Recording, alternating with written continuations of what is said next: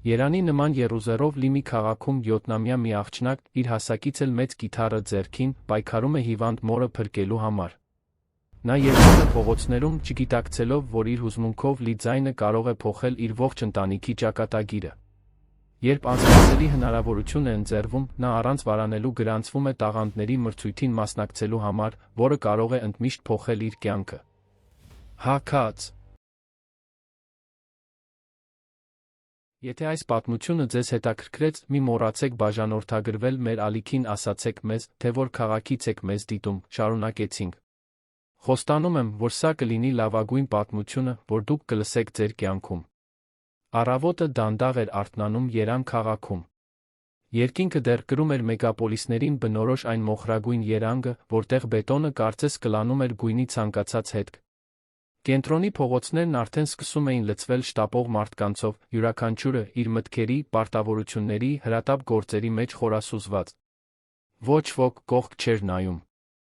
Ոչ ոք չէր կանգնում։ Քաղաքը չէր ներում նրանց, ովքեր տատանվում էին։ Բայց Աբովյան փողոցի այն անկյունում, մետրոյի կայարանի մոտ, մի տարօրինակ բան էր գրավում անցորդների ուշադրությունը։ Փոքրիկ մի աղջիկ, շագանակագույն, երկու անհավասար հյուսերով հավաքած մազերով, նստած էր ստվարաթղթե արկղի վրա։ Նրա կողքին, պատին զգուշորեն հենած, մի մաշված կիթառ կար, որը կարծես շատ պատմություններ էր տեսել մինչ նրա ձեռքն ընկնելը։ Գործիքը գրեթե նրա հասակին էր, անհամաչափ, բայց նա այն բռնել էր այնպիսի հարազատությամբ, որը մարտահրավեր էր նետում նրա փոքր տարիքին։ Նրա անունը Լուսինե էր։ Ընդամենը 7 տարեկան էր, բայց նրա շագանակագույն աչքերը մի խորություն էին պահում, որը չէր համապատասխանում մանկությանը։ Դրանք փողոցում խաղացող կամ օդապարուկների հետից վազող երեխայի աչքեր չէին։ Դրանք աշխարհի դաժանությունը արդեն ճանաչած, պատասխանատվության իմաստը շատ վաղ սովորած մեկի աչքեր էին։ Հագին ուներ խունացած վարդագույն վերնաշապիկ ծնկների վրա կարկատած ջինսե տաբատ։ Ոտքերին մի զույգ սպիտակ մարզակոշիկ, որոնք մի ժամանակ նոր են եղել, բայց հիմա կրում էին ժամանակի մշտական օգտագործման հետքերը։ Նրա դիմաց, փոշով ու թղթի կտորներով կեղտոտված գետնին, մի հին գլխարկ էր դրված, բերանքսի վեր։ Նրա մեջ մի քանի մետաղադրամներ մեղմ զնգում էին, երբ ինչ-որ մեկը, կարեկցանքի կամ հետաքրքրասիրության մղումով, մի նվիրատվություն էր թողնում այնտեղ։ Լուսինեն կիթառը հարմարեցրեց գրկում, խորը շունչ քաշեց, սկսեց նվագել։ Նրա փոքրիկ մատները զարմանալի ճարպկությամբ սահում էին լարերի վրայով։ Լարվածքը կատարյալ չէր, որոշ նոտաներ ավելի լարված էին հնչում, քան պետք է, բայց կար մի բան նրա նվագելու ձի մեջ, որը հուզում էր լսողի հոգին։ Դա անկեղծությունն էր։ Դա լիակատար նվիրումն էր։ Չկար արհեստականություն, չկար հավակնոտություն։ Միայն մի երեխա, նրա երաժշտությունը։ Եվ հետո նա սկսեց երգել։ Լուսինեի ձայնը բարձր էր ու նուրբ, բայց իր մեջ անսպասելի ուժ էր կրում։ Յուրաքանչյուր բառ դուրս էր գալիս հուզմունքով լի, յուրաքանչյուր նոտա կարծես պոկված էր նրա ներսի մի խորը տեղից։ Երգը պարզ էր, կրկնվող, բայց հուզիչ։ Դա մի մեղեդի էր, որը խոսում էր արի, լույսի, անվերապահ սիրո մասին։ Մի երգ, որը շտապող անցորդի համար կարող էր թվալ պարզապես մեկ այլ մանկական երգ։ Բայց Լուսինեի համար այդ երգը ամեն ինչ էր։ Դու իմ արն ես, իմ միակ արը։ Դու ինձ երջանիկ ես դարձնում, երբ երկինքը մռայլ է։ Դու երբեք չես իմանա, սիրելիս, թե որքան եմ քեզ սիրում։ Խնդրում եմ, մի տար իմ արին։ Բառերը արձագանքում էին մարդաշատ անկյունում, մրցելով մեքենաների աղմուկի, ազդանշանների, շտապողական խոսակցությունների հետ։ Որոշ մարդիկ մի քանի վայրկյան կանգնում էին, նայում աղջկան խղճահարության հիացմունքի խառնուրդով, շարունակում իրենց ճանապարհը։ Մյուսները նույնիսկ չէին նկատում նրա ներկայությունը, կորած իրենց ականջակալների սեփական հոգսերի մեջ։ Բայց կային նրանք, ովքեր իսկապես կանգ էին առնում։ Նրանք, ովքեր մոտենում էին, մետաղադրամ դնում գլխարկի մեջ մնում այնտեղ, թեկուզ մի կարճ պահ, լսելով այդ փոքրիկ ձայնը, որը կրում էր մի պատմության ծանրություն, որը նրանք երբեք չէին իմանա։ Լուսինեն ամեն օր երգում էր այդ նույն անկյունում։ Գալիս էր վաղ առավոտյան, ժամը 8-ի կողմերը, մնում այնտեղ մինչ կեսօր։ Հետո հավաքում էր իր իրերը, զգուշորեն դնում կիթառը պատառոտված կտորից պատյանի մեջ, հավաքում գլխարկի մետաղադրամները, վազում տուն։ Նրա համար դա ընտրություն չէր։ Դա անհրաժեշտություն էր։ Դա պայքարելու նրա ձն էր։ Այդ հինգշաբթի առավոտյան շարժումն ավելի աշխույժ էր, քան սովորական։ Մարդիկ անդադար գալիս գնում էին։ Լուսինեն շարունակում էր երգել, կրկնելով նույն երգը, միշտ նույն երգը։ Նա ուրիշ երգեր չգիտեր։ Կարիք էլ չկար։ Այդ երգը բավական էր։ Դա այն երգն էր, որ մայրը սովորաբար երգում էր նրա համար, երբ նա դեռ նորածին էր, այն ժամանակներում, երբ ամեն ինչ ավելի պարզ, ավելի ապահով էր թվում։ Դա այն երգն էր, որը նրան օրորում էր դժվար գիշերներին, որը հանգստացնում էր, երբ վախենում էր։ Դա ամենաթանկ հիշողությունն էր, որ Լուսինեն պահում էր մի ժամանակաշրջանից, երբ կյանքը դեռ այս մշտական պայքարը չէր դարձել։ Նրա մոր անունը Հեղինե էր։ 32 տարեկան մի կին, մուգ, երկար մազերով, հոգնած, բայց դեռ քնքշությամբ լի աչքերով։ Հեղինեն եղել էր երիտասարդ, գեղեցիկ երազանքներով լի։ Աշխատել էր որպես դերձակուհի, խանութի վաճառողուհի, հավաքարար։ Անում էր այն, ինչ անհրաժեշտ էր, որպեսզի Լուսինեն սեղանին ուտելիք գլխավերում տանիք ունենար։ Երկուսով միայնակ ապրում էին Երանի ծայրամասում գտնվող Շենգավիթի Չարբախ թաղամասում վարձով վերցրած մի փոքրիկ սենյակում։ Սենյակը փոքր էր, խոնավ, թափված պատերով մի պատուհանով, որը լավ չէր փակվում։ Բայց դա նրանց տունն էր։ Այնտեղ էին նրանք գրկախառնվում վատ օրերին, կիսում օրվա հացը, այնտեղ էր Հեղինեն սովորեցնում Լուսինեին կարդալ, գրել, երազել։ Բայց վերջին ամիսներին ամեն ինչ փոխվել էր։ Հեղինեն սկսել էր ուժեղ ցավեր զգալ որովայնում։ Սկզբում անտեսում էր։ Անկյունի դեղատնից գնված էժան ցավազրկողներ էր խմում, շարունակում աշխատել։ Բայց ցավերն ուժեղացան։ Եկան գլխապտույտները, թուլությունը, ուշագնացությունները։ Մի առավոտ մի հարանուհի նրան գտավ լոգարանում ընկած շտապօգնություն կանչեց։ Պետական հիվանդանոցում ժամեր տաց սպասումներից հիմնական հետազոտություններից հետո բժիշկները տվեցին այն ախտորոշումը, որից Հեղինեն այդքան վախենում էր, մի լուրջ խնդիր, որը պահանջում էր անհապաղ բուժում։ Բառերը տեխնիկական էին, բարդ, բայց իմաստը պարզ էր։ Նա շատ հիվանդ էր։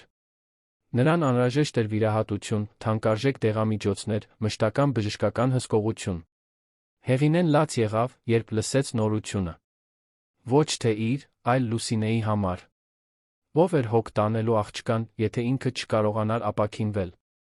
Ո՞վ էր նրան կերակրելու, պաշտպանելու, սիրելու։ Լուսինեն այն ամենն էր, ինչ Հեղինեն ուներ աշխարհում։ Նրա ապրելու պատճառը, նրա ամենամեծ գանձը, կենդանի ապացույցը, որ սերը կարող է լինել մաքուր ճշմարիտ, նույնիսկ երբ շուրջ բոլորը ամեն ինչ փլուզվում է։ Պետական հիվանդանոցում բուժումը դանդաղ էր, բյուրոկրատական, անբավարար։ Բժիշկներն անում էին այն, ինչ կարող էին իրենց ունեցած միջոցներով, բայց բոլորը գիտեին, որ դա բավարար չէ։ Հեղինեին ավելին էր պետք։ Նրան պետք էր մասնավոր բուժում, մասնագիտացված բժիշկներ, դեղամիջոցներ, որոնք պետական համակարգը չէր առաջարկում։ Եվ այդ ամենը գումար արժեր։ Շատ գումար։ Գումար, որը նրանք չունեին։ Հենց այդ ժամանակ Լուսինեն որոշում կայացրեց։ Հեղինեն պառկած էր սենյակի մահճակալին, թույլ ու գունատ, երբ աղջիկը մոտեցավ կիթառը ձեռքին։ Դա մի գործիք էր, որը պատկանել էր հենց Հեղինեին, որը նվագում էր թաղամասի երաժշտական երեկոներին, հիվանդանալուց առաջ։ Լուսինեն այն վերցրել էր սենյակի անկյունից, որտեղ այն հենված էր, փոշով ծածկված, մորը սարսափեցնող վճռականությամբ ասաց. «Մայրիկ, ես երգելու եմ փողոցում։ Ես գումար եմ հավաքելու քեզ բուժելու համար»։ Հեղինեն ուզեց բողոքել, ուզեց ասել, որ դա անհնար է, որ 7 տարեկան երեխան չպետք է այդ բեռը կրի։ Բայց երբ նայեց դստեր աչքերին, մի բան տեսավ, որը նրան անխոս թողեց։ Տեսավ քաջություն։ Տեսավ սեր։ Տեսավ մի աղջկա, որը պատրաստ էր ամեն ինչի, որպեսզի փրկի այն մարդուն, ում ամենաշատն էր սիրում աշխարհում։ Եվ այսպես սկսվեց։ Լուսինեն ինքնուրույն սովորեց նվագել այն երգի հիմնական ակորդները, որը մայրը երգում էր իր համար։ Հեշտ չէր։ Նրա մատները շատ փոքր էին, լարերը ցավեցնում էին, ձայները սխալ էին ստացվում։ Բայց նա չհանձնվեց։ Պարապեց օրեր ու գիշերներ, մինչ վերջապես կարողացավ ընդունելի կերպով նվագել։ Եվ հետո դուրս եկավ փողոց։ Սկզբում նվաստացուցիչ էր։ Մարդիկ անցնում էին ու ծիծաղում նրա վրա։ Ոմանք չարախինդ մեկնաբանություններ էին անում։ Մյուսները լիովին անտեսում էին նրան։ Օրեր էին լինում, երբ նա տուն էր վերադառնում գրեթե դատարկ գլխարկով, ցավացող ձեռքերով, արցունքներով լի աչքերով։ Բայց Հեղինեն նրան ընդունում էր ամուր գրկախառնությամբ ասում. Դու իմ հերոսուհին ես, Լուսինե։ Երբեք մի մոռացիր դա։ Եվ այդ խոսքերը աղջկան ուժ էին տալիս հաջորդ օրը վերադառնալու համար։ Շաբաթների ընթացքում Լուսինեն վստահություն ձեռք բերեց։ Նրա ձայնն ավելի ամուր դարձավ, նրա ներկայությունն անկյունում ճանաչելի։ Որոշ մարդիկ սկսեցին իսկապես կանգնել նրան լսելու։ Կոստյումով մի պարոն, որն ամեն օր անցնում էր աշխատանքի գնալիս, միշտ մի քանի մետաղադրամ էր թողնում ասում. «Դու յուրահատուկ տաղանդ ունես, աղջիկ։ Մի հանձնվիր»։ Մի կին, որը մետրոյում կոնֆետներ էր վաճառում, երբեմն նստում էր Լուսինեի կողքին միասին երգում, պարզապես ընկերակցելու համար։ Եվ կային նրանք, ովքեր պարզապես կանգնում էին, լուր լսում հեռանում արցունքոտ աչքերով, հուզված մի բանից, որը չէին կարողանում բացատրել։ Բայց գումարը, որ Լուսինեն հավաքում էր, բավարար չէր։ Անգամ մոտ չէր։ Ամեն օր, որ անցնում էր, Հեղինեն ավելի էր թուլանում։ Նրա դեմքն ավելի ու ավելի գունատ էր, մարմինը ավելի ու ավելի նիհար։ Նա փորձում էր թաքցնել տառապանքը դստերից, բայց Լուսինեն ամեն ինչ տեսնում էր։ Տեսնում էր, թե ինչպես էր մայրը դողում ջերմությունից գիշերը, ինչպես հազիվ էր կարողանում վեր կենալ անկողնուց, ինչպես էր ստիպված ժպտում, երբ աղջիկը տուն էր գալիս։ Մի երեկո, հատկապես դժվար օրվանից հետո, երբ գրեթե ոչ ոք չէր կանգնել լսելու, Լուսինեն տուն վերադարձավ, տանելով կիթառը գլխարկը, որի մեջ ընդամենը մի քանի մանր մետաղադրամ կար։ Սենյակ մտնելով, նա Հեղինեին գտավ լոգարանի հատակին ուշաթափված։ Աղջիկը գոռաց, լաց եղավ, օգնություն կանչեց։ Նույն հարանուհին վազելով եկավ օգնեց Հեղինեին հետ դնել անկողին։ Նրան շաքարով ջուր տվեցին, սենյակն օդափոխեցին, սպասեցին, որ նա ուշքի գա։ Երբ Հեղինեն աչքերը բացեց, առաջին բանը, որ տեսավ, դստեր վախեցած դեմքն էր։ Ձեռքը մեկնեց, դիպավ Լուսինեի դեմքին թույլ ձայնով շշնջաց. «Մի վախեցիր, փոքրիկս։ Ես լավ կլինեմ։ Մենք լավ կլինենք»։ Բայց Լուսինեն գիտեր, որ դա ճիշտ չէր։ Գիտեր, որ ժամանակը սպառվում է։ Գիտեր, որ հրաշքի կարիք ունի։ Եվ հենց մի անձրոտ ուրբաթ օրվա երեկոյան, երբ երգում էր թաց անկյունում, ցրտից դողալով, հրաշքը սկսեց ուրվագծվել։ Միջին տարիքի մի կին, գունավոր հովանոցով էլեգանտ վերարկուով, կանգնեց Լուսինեի դիմաց։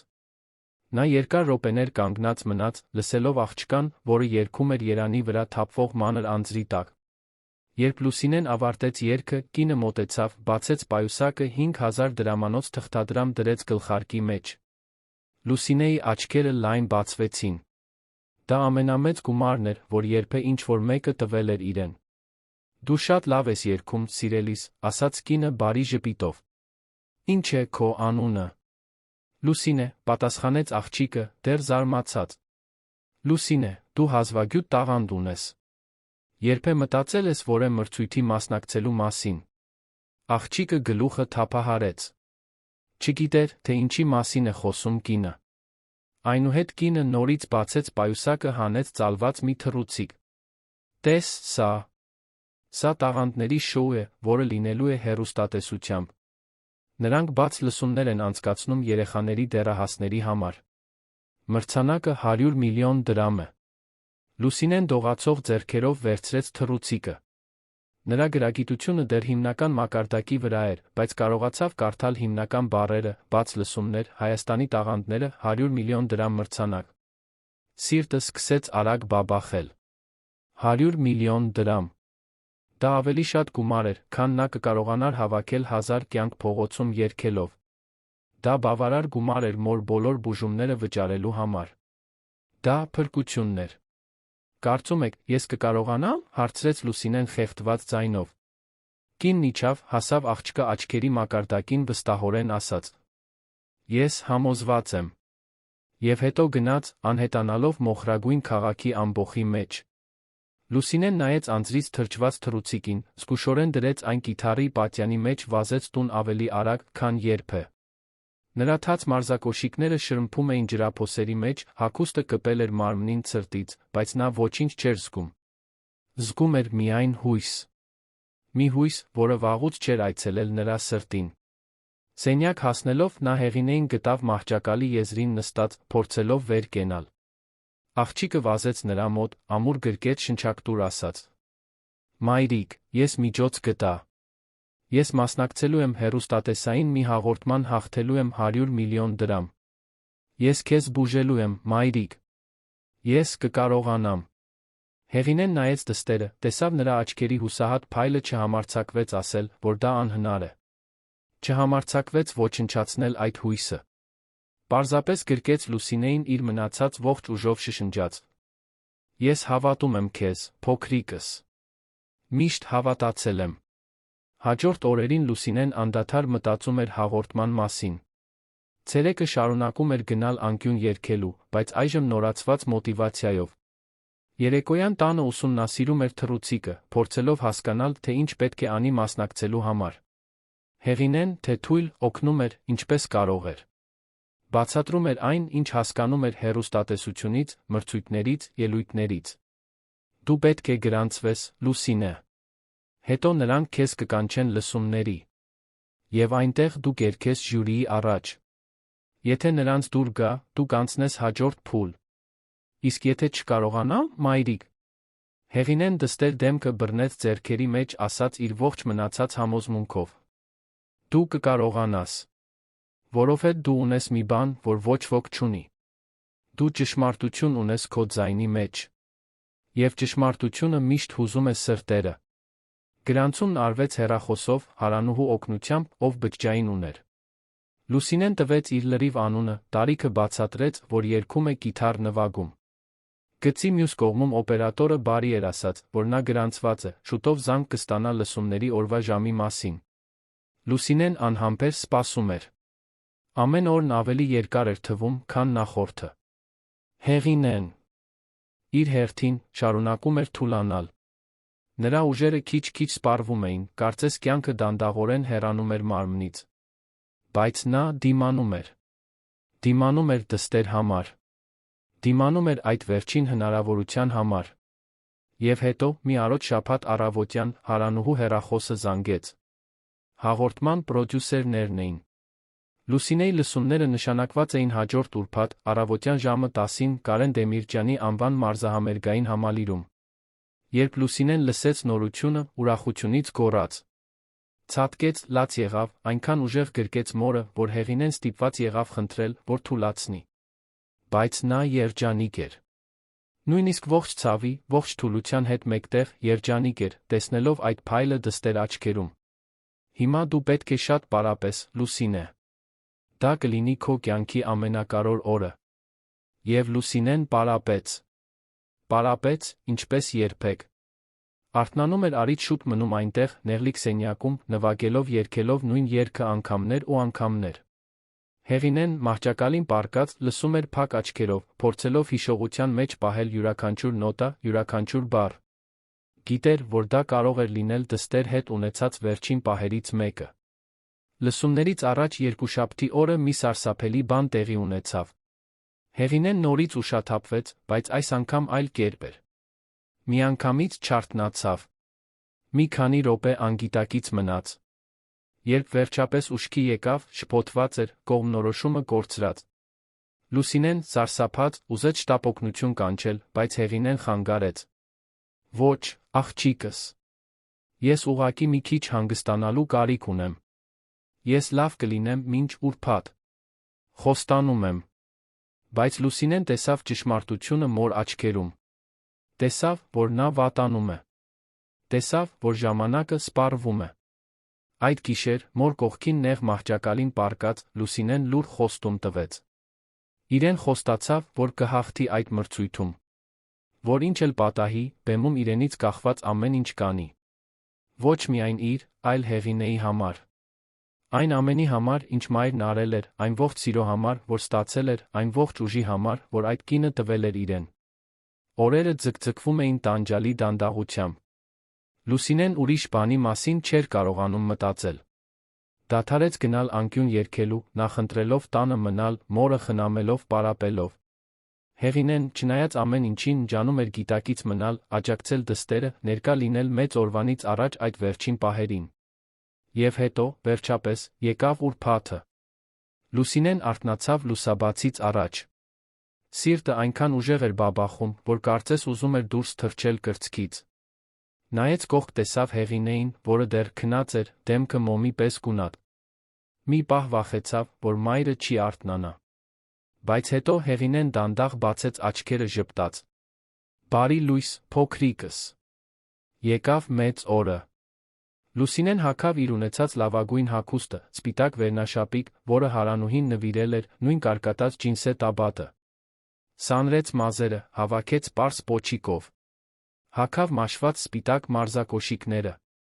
Զգուշորեն վերցրեց կիթառը, կարծես սուրբ բան լիներ։ Հեղինեն դժվարությամբ վեր կացավ, հենվելով պատին։ Հագավ մի պարզ զգեստ, հավաքեց մազերը։ Թույլ էր, ջերմում էր, բայց վճռական։ Այդ պահը բաց չէր թողնի աշխարհում ոչ մի բանի համար։ Երկուսով դուրս եկան սենյակից, նստեցին ավտոբուս, որը նրանց պետք է տաներ քաղաքի կենտրոն։ Ճանապարհը երկար էր, գրեթե 2 ժամ։ Հեղինեն ամբողջ ընթացքում նստած էր, գլուխը հենած պատուհանի ապակուն, փորձելով ցույց չտալ, թե որքան վատ է իրեն զգում։ Լուսինեն ամուր բռնել էր մոր ձեռքը, կարծես այդ հպումը կարող էր նրան կենդանի պահել։ Երբ վերջապես հասան Կարեն Դեմիրճյանի անվան մարզահամերգային համալիր, Լուսինեն քարացավ։ Շենքը հսկայական էր, վեհաշուկ, շրջապատված էլեգանտ մարդկանցով, թանկարժեք սարքավորումներով։ Հեռուստատեսային տեսախցիկներն ամենուր էին։ Մուտքի մոտ կայանված էին շքեղ մեքենաներ։ Մասնակիցները հագել էին բրենդային հագուստներ, ուղեկցվում էին լավ հագնված վստահ ծնողներով։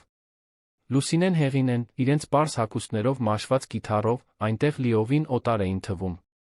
Բայց աղջիկը խորը շունչ քաշեց, սեղմեց մոր ձեռքը, ասաց. «Գնացինք, մայրիկ։ Մենք կկարողանանք»։ Եվ երկուսով ներս մտան։ Համալիրի ներսում շարժումն էլ ավելի մեծ էր։ Հսկայական հերթեր կային, գոռացող մարդիկ, պրոդյուսերներ, որոնք այս ու այն կողմ էին վազում թղթապանակներով, տեսախցիկներ, որոնք նկարում էին ամեն ինչ։ Լուսինեն իրեն փոքր զգաց, աննշան, կորած այդ մարդկանց ու աղմուկի ծովում։ Բայց շարունակեց առաջ գնալ։ Հերթում 1 ժամից ավելի սպասելուց հետո, վերջապես հասավ Լուսինեի հերթը։ Պրոդյուսերի օգնականը, ցցված մազերով ականջակալով մի երիտասարդ տղա, կանչեց նրա անունը։ «Լուսինե Սարգսյա՞ն»։ «Այո, ես եմ», պատասխանեց նա դողացող ձայնով։ «Մենակ եք, թե»։ «Ուղեկցող ունեք»։ «Մորս հետ եմ»։ Տղան նայեց Հեղինեին, նկատեց նրա թույլ վիճակը, մի նշում արեց թղթապանակում։ «Լավ։ Տիկինը կարող է սպասել այնտեղ, ուղեկցողների սենյակում»։ Լուսինեն միայնակ կմտնի լսումների համար։ Հեղինեն ուզեց բողոքել, ուզեց ասել, որ պետք է դստեր հետ լինի, բայց ուժ չուներ։ Պարզապես գրկեց Լուսինեին, իր ողջ մնացած ուժգնությամբ շշնջաց նրա ականջին. «Դու փայլելու ես, փոքրիկս։ Երգիր սրտով։ Երգիր, ինչպես միշտ երգել ես ինձ համար»։ Լուսինեն գլխով արեց, կուլ տվեց արցունքները, հետեց պրոդյուսերի օգնականին երկար ու լուռ միջանցքով։ Նրա քայլերն արձագանքում էին մարմարե հատակին։ Սիրտը անկանոն բաբախում էր։ Ամեն քայլի հետ զգում էր պատասխանատվության բեռը։ Դա պարզապես լսումներ չէին։ Դա ամենասիրելի մարդու կյանքը փրկելու հնարավորությունն էր։ Վերջապես, նրանք հասան մի հսկայական դռան։ Մյուս կողմից Լուսինեն կարող էր լսել խուլ ձայներ, երաժշտություն, ծափահարություններ։ Օգնականը շրջվեց նրա կողմը, ասաց. «Երբ այս դուռը բացվի, դու կմտնես, կքայլես մինչ բեմի կենտրոն։ Այնտեղ դու կներկայանաս, կասես քո անունը, տարիքը, ինչ ես անելու։ Հետո ուղղակի սպասիր, մինչ ժյուրին քեզ նշան տա սկսելու։ Հասկանալի՞»։ Լուսինեն գլխով արեց, թե վստահ չէր, որ ամեն ինչ հասկացավ։ Դուռը բացվեց։ Եվ Լուսինեն ներս մտավ։ Լույսերի փայլը ջնշող էր։ Լուսինեն առաջին քայլն արեց բեմի վրա, ստիպված եղավ կկոցել աչքերը, փորձելով ընտելանալ այն ուժեղ պայծառությանը, որը կարծես գալիս էր բոլոր կողմերից։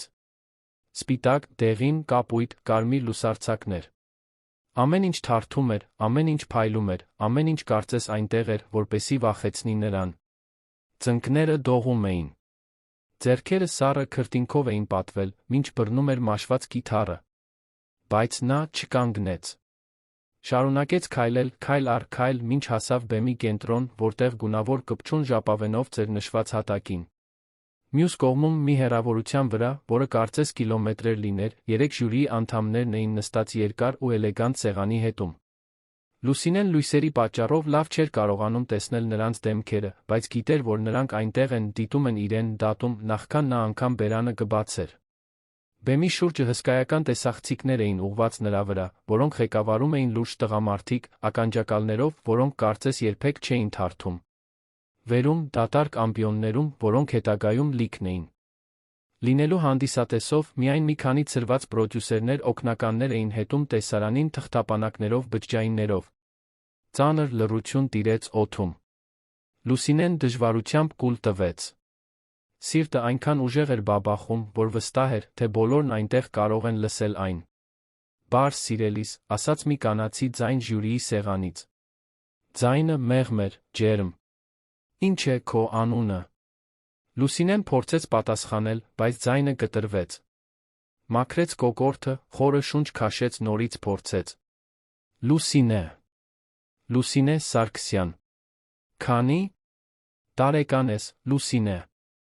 7։ Սեղանից զարմանքի շշուկ լսվեց։ Խոսող ժյուրիի անդամը Նարինե Մանուկյանն էր, 90-ականների հայտնի երգչուհի, որն այժմ աշխատում էր որպես ժյուրիի անդամ նոր տաղանդների մենթոր։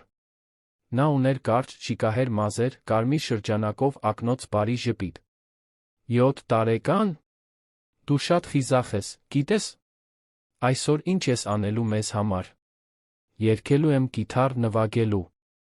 Հիանալի։ Իսկ այդ երգը, որը կերգես, անուն ունի։ Լուսինեն գլխով արեց։ Դու իմ արն ես։ Նարինեի կողքին, կոշտ կեցվածքով խաչած ձեռքերով նստած էր Տիգրան Պետրոսյանը, հարգված դիրիժոր, որը հայտնի էր մասնակիցների նկատմամբ չափազանց պահանջկոտ լինելով։ Նա ուներ ալեխառն մորուք, կրում էր անթերիս կոստյում ակնոց։ Լուսինեին դիտում էր լուրջ, գրեթե անտարբեր արտահայտությամբ։ Դու ես գրել այդ երգը, հարցրեց Տիգրանը խիստ ու հեղինակավոր ձայնով։ Ոչ, պարոն։ Դա մի երգ է, որ մայրս երգում էր ինձ համար, երբ ես նորածին էի։ Հասկանալի է։ Եվ դու իսկապես նվագելու ես այդ կիթառը, թե՞։ Դա ուղղակի դեկորացիա է։ Լուսինեն սեղմում զգաց կրծքում։ Այդ հարցը հնչեց որպես սադրանք, կարծես նա կասկածում էր իրեն, նախքան անգամ լսելը։ Բայց նա բարձրացրեց գզակը, սեղմեց կիթառը, կրծքին վստահորեն պատասխանեց. Իսկապես նվագելու եմ։ Դե, տեսնենք, ասաց Տիգրանը թերահավատ կիսաժպիտով։ Երրորդ ժյուրիի անդամը, որը նստած էր սեղանի մյուս կողմում, դեռ չէր խոսել։ Նա մի փոքր հեռու էր մյուս երկուսից, մարմինը թեքված առաջ, արմունկները հենած սեղանին, ձեռքերը միահյուսված գզակի տակ։ Հագին ուներ կապույտ վերնաշապիկ, թքերը ծալած, ստաբաց շքեղ ժամացույց, որը փայլում էր լույսերի տակ։ Նրա մազերը սեին, կողքերից մի քանի ալեխառն մազերով, հետ սանրված գելով։ Դեմքը անկյունային էր, նշանավորված մի արտահայտությամբ, որը տատանվում էր հոգնածության զայրույթի մեջ։ Նրա աչքերը մուգ ու խորը, հարված էին Լուսինեին մի այնպիսի ուշքնությամբ, որը աղջիկը չէր կարողանում վերծանել։ Դա Արմեն Վարդանյանն էր։ Գործարար, երաժշտական պրոդյուսեր, երկրի խոշորագույն ձայնագրման ստուդիաներից մեկի սեփականատերը։ Մի մարդ, որը կայսրություն էր կառուցել ժամանցի արդյունաբերության մեջ, որը հայտնաբերել էր արտիստների, որոնք այսօր միլիոնավոր ձայնասկավառակներ էին վաճառում, որն ուներ բավարար ուժ, փոխելու մի կյանք պարզ, այո, ով կամ ոչնչացնելու այն պարզ ոչ ով։ Նրանից վախենում էին, նրան հարգում էին նախանձում։ Նրա ներկայությունն այդ հաղորդմանը պրոդյուսերների ամենամեծ հաղթաթղթերից մեկն էր։ Նա մի մարդ էր, որը հազվադեպ էր հայտնվում հանրության առաջ, որը խուսափում էր ուշադրության կենտրոնում լինելուց, չնայած ամեն օր աշխատում էր դրա հետ։ Բայց այդ պահին Արմենի ներսում ինչ-որ բան անհանգիստ էր։ Այն պահից, երբ աղջիկը մտավ բեմ, նա անբացատրելի անհանգստություն էր զգացել։ Մի տարօրինակ զգացողություն կրծքում, կարծես ինչ-որ բան սխալ էր, տեղից դուրս։ Չէր կարողանում աչքերը կտրել նրանից։ Այդ փոքրիկ դեմքը, պոչիկով հավաքած այդ շագանակագույն մազերը, այդ մեծ ու վախեցած աչքերը։ Այնտեղ ինչ-որ ծանոթ բան կար, բայց նա չէր կարողանում հասկանալ, թե ինչ։ Կարող ես սկսել, երբ ցանկանաս, Լուսինե, ասաց Նարինեն քնքշորեն։ Լուսինեն կիթառը հարմարեցրեց գրկում, մատները դրեց լարերին։ Ձեռքերը դեռ դողում էին, բայց նա խորը շունչ քաշեց, մի պահ փակեց աչքերը, մտածեց մոր մասին։ Մտածեց Հեղինեի մասին, որը սպասում էր ուղեկցողների սենյակում, թույլ ու հիվանդ, բայց իր համար ուրախանում էր։ Մտածեց անկյունում անցկացրած բոլոր ցուրտ առավոտների, մեկ առ մեկ հավաքած բոլոր մետաղադրամների, բոլոր այն անգամների մասին, երբ քիչ էր մնում հանձնվեր, բայց առաջ է շարժվել։ Մտածեց այն խոստման մասին, որ տվել էր ինքն իրեն, հաղթել այդ մրցույթում, շահել գումարը, փրկել մորը։ Եվ հետո սկսեց նվագել։ Առաջին ակորդները տատանվող հնչեցին, մի փոքր աններդաշնակ։ Տիգրանը զուսպ կերպով աչքերը տնկեց։ Նարինեն պահպանեց քաջալերող ժպիտը։ Բայց Արմենն էլ ավելի առաջ թեքվեց, գիտելով հոնքերը։ Այդ նոտաների մեջ ինչ-որ բան կար։ Մի բան, որ նա գիտեր։ Լուսինեն բացեց բերանը, սկսեց երգել։ Դու իմ արն ես, իմ միակ արը։ Նրա փոքրիկ ու բարձր ձայնն արձագանքեց բեմում։ Տեխնիկապես կատարյալ չէր։ Կային նոտաներ, որոնք ձախողվում էին, սխալ տեղում շնչառություններ, տատանվող լարվածություն։ Բայց ճշմարտություն կար։ Հուզմունք կար։ Այնքան մաքուր, այնքան անկեղծ մի բան կար այդ ձայնի մեջ, որ անհնար էր չզգալ։ Դու ինձ երջանիկ ես դարձնում, երբ երկինքը մռայլ է։ Արմենը քարացավ։ Այդ երգը։ Այդ անիծյալ երգը։ Նա գիտեր այն։ Գիտեր ամեն բառ, ամեն նոտա, ամեն դադար։ Այն արձագանքում էր նրա հիշողության մեջ որպես վաղուց թաղված ուրվական։ Սիրտը սկսեց անկանոն բաբախել։ Նրա ձեռքերը, որոնք նախկինում միահյուսված էին, այժմ այնքան ուժեղ էին սեղմված իրար, որ մատների հոդերը սպիտակել էին։ Դու երբեք չես իմանա, սիրելիս, թե որքան եմ քեզ սիրում։ Հիշողությունները եկան որպես հեղեղ։ Արմենը իրեն տեսավ 7 տարով ավելի երիտասարդ, Երանի ծայրամասում գտնվող մի փոքրիկ ու նեղ բնակարանում։ Տեսավ իր սիրած կնոջը, Հեղինեին, մի քանի ամսական հղի, երգում էր այդ երգը, շոյելով փորը։ Նա երգում էր ամեն գիշեր, ասում էր, որ ուզում է, որ երեխան ճանաչի իր ձայնը, երբ ծնվի։ Արմենը հիշում էր, թե ինչպես էր սովորաբար գրկում նրան հետից, ինչպես էր դեմքը հենում նրա փորին զգում փոքրիկ հարվածները։ Հիշում էր, որ խոստացել էր հոգ տանել երկուսի մասին, որ երբեք չի լքի նրանց, որ ընտանիք կլինեն։ Բայց նա ստեց։ Խնդրում եմ, մի տար իմ Արինը։ Լուսինեի ձայնը սկսեց դողալ, բայց նա շարունակեց։ Արցունքները սկսեցին հոսել դեմքով, թրջելով կիթառը։ Նա չէր լալիս նյարդայնությունից կամ վախից։ Լալիս էր, որովհետև այդ երգը կրում էր նրա ողջ ցավը, ողջ հուսահատությունը, ողջ սերը մահվան շեմին գտնվող մոր հանդեպ։ Արմենը զգաց, որ կոկորդում մի կոշտուկ է գոյացել։ Ձեռքերը դողում էին։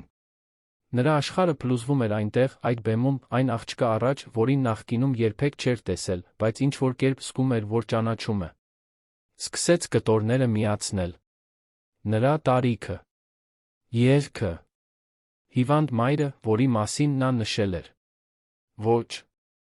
Չէր կարող լինել։ Լուսինեն ավարտեց երգը։ Վերջին ակորդն արձագանքեց ստուդիայի լռության մեջ։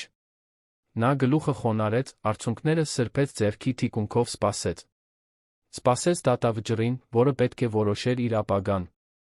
Մի լռություն տիրեց, որը կարծես հավերժություն տեր։ Նարինեն առաջինը խոսեց։ Ձայնը խեղդված էր։ Լուսինե, սիրելիս, սա շատ յուրահատուկ էր։ Շատ խորը։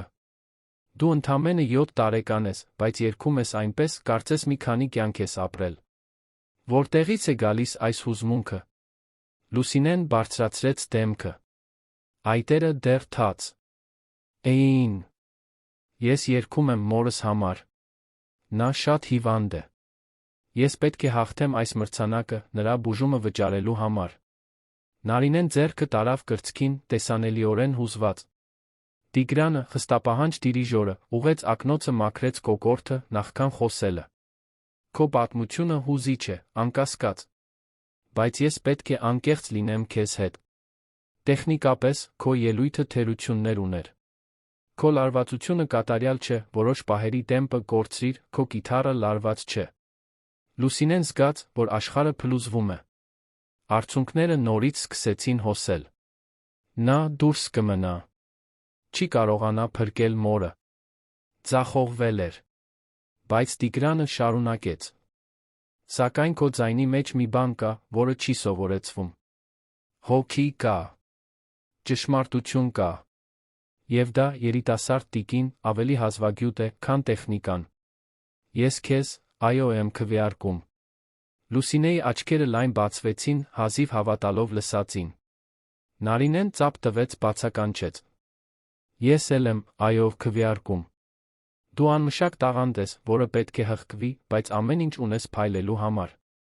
2, այո, ձայն։ Լուսինեին ընդամենը մեկ ձայն էր պետք անցնելու համար։ Նա նայեց երրորդ ժյուրիի անդամին, կապույտ վերնաշապիկով այն տղամարդուն, որը դեռ մի բառ չէր ասել։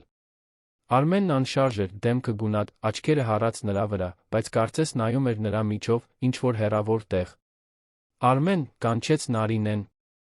Ո՞րն է քո ձայնը։ Արմենը չպատասխանեց։ Կարծես տրանսի մեջ լիներ։ Շնչառությունն արագացել էր, անկանոն։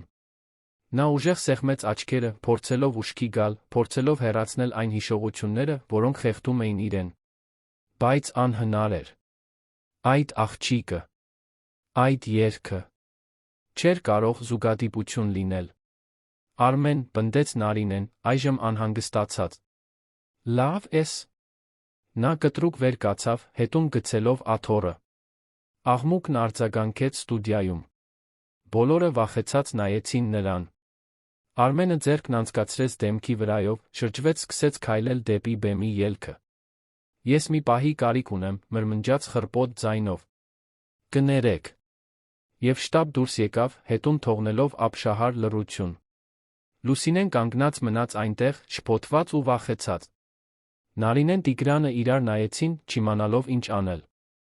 Պրոդյուսերներից մեկը վազելով եկավ բեմ, ինչ-որ բան շշնջաց ժյուրիի անդամներին։ Արագ քննարկում եղավ։ Վերջապես, Նարինեն շրջվեց դեպի Լուսինեն, ստիպված ժպիտով ասաց. Լուսինե, սիրելիս, դու անցնում ես հաջորդ փուլ։ Շնորհավորում եմ։ Աղջիկը զգաց, որ ոտքերը թուլանում են։ Կարողացել էր։ Իսկապես կարողացել էր։ Նա դողացող ձայնով շնորհակալություն հայտնեց, վերցրեց կիթառը, գրեթե վազելով դուրս եկավ բեմից։ Պետք է մորը պատմեր։ Պետք է տեսներ Հեղինեին, գրկեր նրան, կիսեր այդ ուրախությունը նրա հետ։ Մինչդեռ համալիրի միջանցքներում Արմեն Վարդանյանը գայթակղվում էր հարբածի պես։ Հենվեց սառը պատին, փորձելով շունչը տեղը բերել։ Սիրտը անկառավարելի բաբախում էր։ Միտքը քաոսի մեջ էր։ Նա չէր կարողանում ընդունել, բայց պետք է իմանար։ Պետք է համոզվեր։ Տեսավ պրոդյուսերի օգնականներից մեկին, որն անցնում էր թղթապանակով, կտրուկ շարժումով կանչեց նրան։ Դու… Արի այստեղ։ Տղան մոտեցավ, վախեցած ժյուրիի անդամի ագրեսիվ տոնից։ Այո, պարոն Վարդանյան։ Այն աղջիկը, որը հենց նոր ելույթ ունեցավ։ Լուսինե Սարգսյան։ Ուզում եմ նրա մասին ունեցածդ բոլոր տեղեկությունները։ Անմիջապես։ Օգնականը թարթեց, շփոթված։ Պարոն, չգիտեմ, թե կարող եմ… Ես թույլտվություն չեմ խնդրում, պայթեց Արմենը։ Ուզում եմ իմանալ, թե ով է նա, որտեղից է, ովքեր են նրա ծնողները։ Հասկանալի է։ Տղան արագ գլխով արեց, սարսափած։ Այո, պարոն։ Հիմա կստուգեմ։ Եվ վազելով հեռացավ։ Արմենը մնաց այնտեղ կանգնած, հենված պատին, ձեռքերը դողալով։ Փակեց աչքերը, վերադարձավ անցյալ։ 7 տարի մի քանի ամիս առաջ նա ընդամենը սկսնակ երաժշտական պրոդյուսեր էր, աշխատում էր փոքր տեղական արտիստների հետ, փորձում էր անուն ստեղծել արդյունաբերության մեջ։ Հեղինեին հանդիպել էր Չարբախի երաժշտական երեկոներից մեկում։ Նա երգում էր մի քաղցր ու իսկական ձայնով, որն անմիջապես հմայել էր իրեն։ Սկսեցին խոսել, հանդիպել, սիրահարվել։ Հեղինեն այն ամենն էր, ինչ Արմենը չէր։ Նա պարզ էր, ազնիվ, համեստ ծագումով։ Ցերեկն աշխատում էր որպես դերձակուհի, իսկ գիշերը երգում էր սիրուց դրդված, ոչ թե փողի համար։ Նա իրեն գրավված զգաց ոչ միայն նրա գեղեցկությամբ, այլ մաքրությամբ, իսկականությամբ։ Հեղինեի կողքին Արմենը իրեն նորից մարդ էր զգում, հեռու երաժշտական արդյունաբերության կեղծիքից։ Նրանք գրեթե 1 տարի միասին ապրեցին։ Մի տարի անկեղծ երջանկություն, ապագայի պլաններ, ընդհանուր երազանքներ։ Եվ հետո Հեղինեն հղիացավ։ Արմենը հստակ հիշում էր այն օրը, երբ նա իրեն ասաց նորությունը։ Նրանք իրենց փոքրիկ բնակարանում էին, Հեղինեն հատուկ ընթրիք էր պատրաստել։ Ուտելուց հետո նա բռնեց նրա ձեռքերը փայլող աչքերով ասաց. «Արմեն, ես երեխայի եմ սպասում։ Մենք ծնող ենք դառնալու»։ Նա պետք է ուրախանար։ Պետք է գրկեր Հեղինեին տոներ։ Բայց փոխարենը խուճապ զգաց։ Խուճապ կապվելուց, կարիերան շարունակել չկարողանալուց, ընդմիշտ ծայրամասում մնալուց։ Այդ ժամանակ նա առաջարկներ էր ստանում Երանի կենտրոնի խոշոր ձայնագրման ստուդիաների հետ աշխատելու համար։ Առաջարկներ, որոնք նշանակում էին ավելի շատ գումար, ավելի բարձր կարգավիճակ, ավելի շատ հնարավորություններ։ Բայց նա նշանակում էին լիակատար նվիրում, կտրուկ փոփոխություններ, զոհողություններ։ Նա Հեղինեին ասաց, որ ուրախ է։ Ստեց։ Ասաց, որ հոգ կտանի նրա երեխայի մասին։ Նորից ստեց։ Հաջորդ ամիսների ընթացքում, երբ Հեղինեի փորը մեծանում էր, Արմենը հուզականորեն հեռանում էր։ Ավելի ու ավելի շատ ժամանակ էր անցկացնում տնից դուրս, խորասուզված աշխատանքի մեջ, խուսափելով իրականության հետ առերեսվելուց։ Եվ հետո, երբ Հեղինեն հղիության 7-րդ ամսում էր, Արմենը կայացրեց իր կյանքի ամենավախկոտ որոշումը։ Ընդունեց մի առաջարկ աշխատելու խոշոր ձայնագրման ստուդիայում։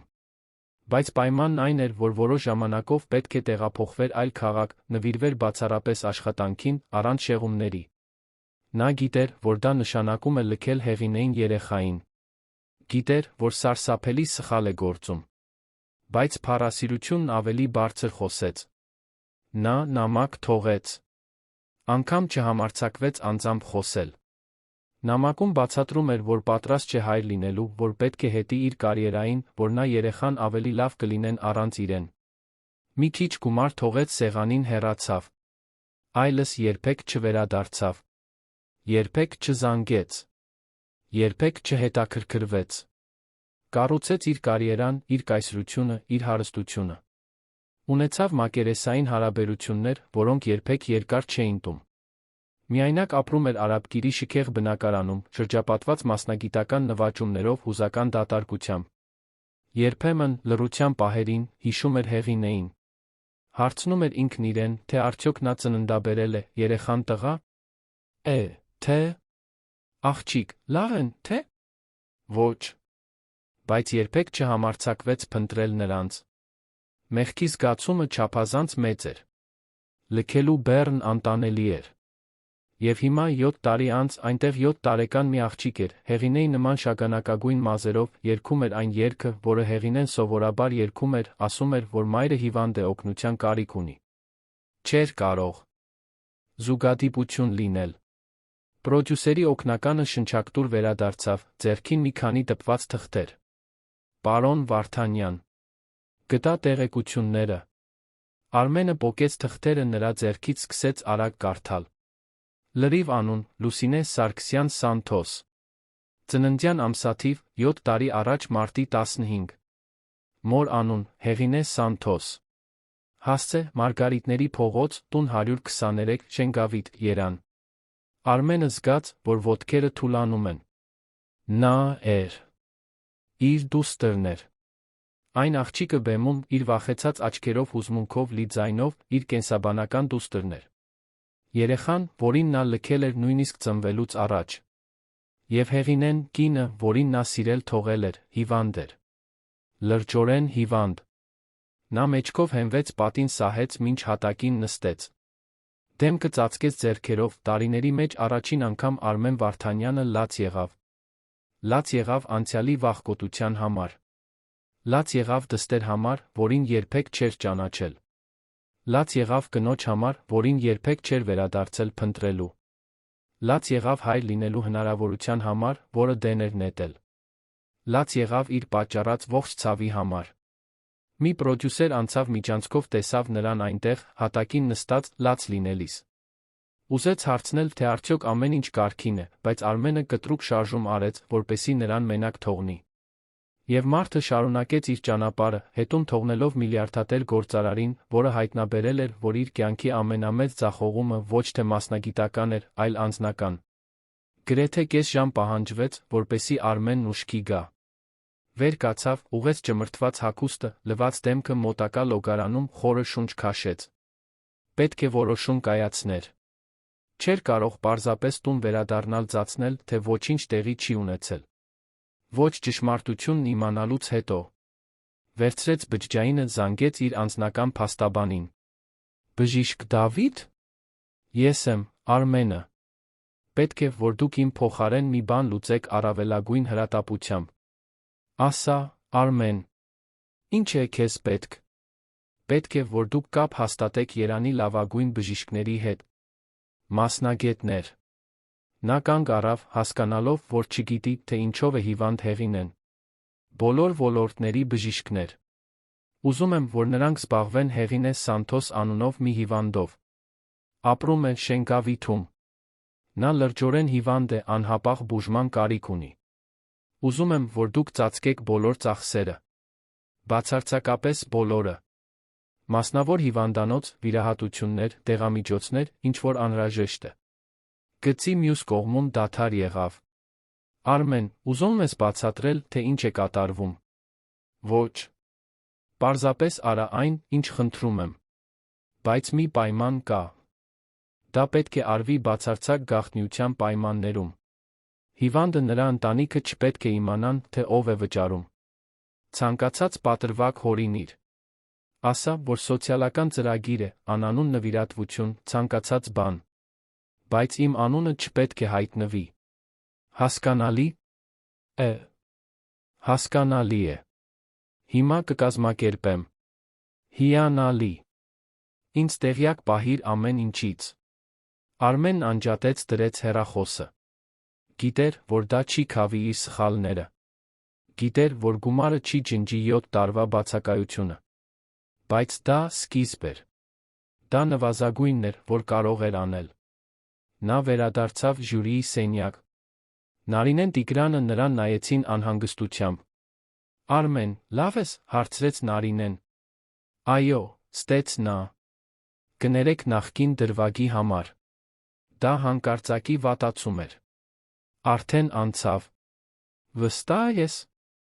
Կարող ենք բժիշկ կանչել։ Կարիք չկա։ Լավ եմ։ Տիգրանը առաջ թեքվեց լուրջ տոնով հարցրեց. Իսկ քո որոշումն աղջկա մասին։ Լուսինեի։ Մենք նրան հաստատեցինք, բայց քո ձայնը նույնպես հաշվի է առնվում։ Արմենը նայեց երկուսին վստահորեն ասաց. Իմ ձայնը, այո է։ Նա անցնում է։ Նարինեն թեթացած ժպտաց։ Հիանալի։ Նա արժանի է։ Եվ այսպես, առանց որևէ մեկի իմանալու, Արմեն Վարդանյանը հենց նոր կայացրել էր իր կյանքի առաջին հայրական որոշումը։ Նա հաստատել էր իր սեփական դստերը տաղանդների շոուում, առանց որ նա իմանար, որ ինքը նրա հայրն է։ Դա հեգնական էր, ողբերգական ցավալիորեն հուզիչ։ Մինչդեռ, համալիրի մեկ այլ սենյակում, Լուսինեն գրկում էր Հեղինեին իր ողջ ուժով։ Երկուսն էլ լալիս էին, ծիծաղում, հուզմունքից դողում։ Ես կարողացա, մայրիկ։ Ես կարողացա անցնել։ Հեղինեն դողացող ձեռքերով շոյեց դստեր մազերը։ Ես միշտ գիտեի, որ դու կկարողանաս, փոքրիկս։ Միշտ գիտեի։ Երկուսը երկար րոպեներ գրկախառնված մնացին, անտեղյակ շուրջ բոլորի շարժումից, անտեղյակ իրենց սպասվող անորոշ ապագայից։